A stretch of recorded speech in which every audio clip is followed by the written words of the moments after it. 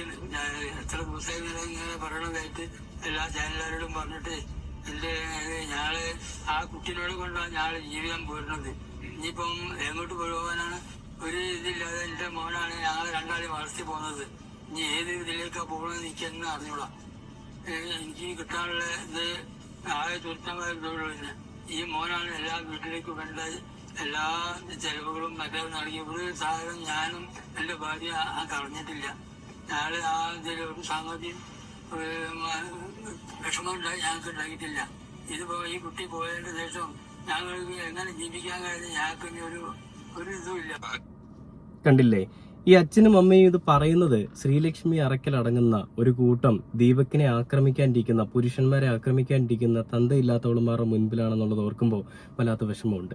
എന്തിനാണ് ഇങ്ങനത്തെ ഒരു വാല്യൂമില്ലാത്ത, സൊസൈറ്റിയിൽ ഒരു ഗുണവുമില്ലാത്ത, ഒരു സംഭാവനയും ചെയ്യാത്ത